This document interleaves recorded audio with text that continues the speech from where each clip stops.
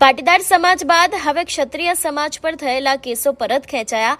Padmaavat film વખતે ક્ષત્રિય સમાજ પર થયેલા કેસોને પરત ખેંચવામાં આવ્યા છે. 2017માં સંજય લીલા ભણસાલીની ફિલ્મ પદ્માવત વખતે તેવા આક્ષેપો કરવામાં આવ્યા હતા કે ક્ષત્રિય સમાજની સંસ્કૃતિ અને સંસ્કારોની દેશના બોલિવૂડના માધ્યમથી ક્ષત્રિય સમાજના સંસ્કારોનું ખોટું ચિત્રણ કરીને સમગ્ર ભારતીય સંસ્કૃતિ અને સનાતન ધર્મને લાંછન લાગે તેવી ફિલ્મ બનાવવામાં આવી હતી, જેના વિરોધમાં સમગ્ર દેશના અને ગુજરાતના ક્ષત્રિય સમાજમાં રોષ ફાટી નીકળ્યો હતો.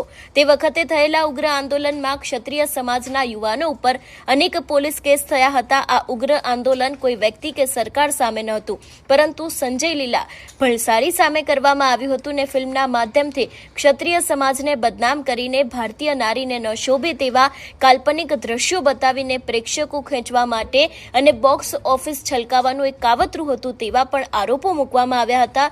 પરંતુ જે તે સમયે ક્ષત્રિય સમાજ પર થયેલા કેસો છે તેને હવે પરત ખેંચવામાં આવ્યા છે. તમારું શું માનવું છે આ વિષયને લઈને અમને કમેન્ટ કરીને ચોક્કસથી જણાવજો.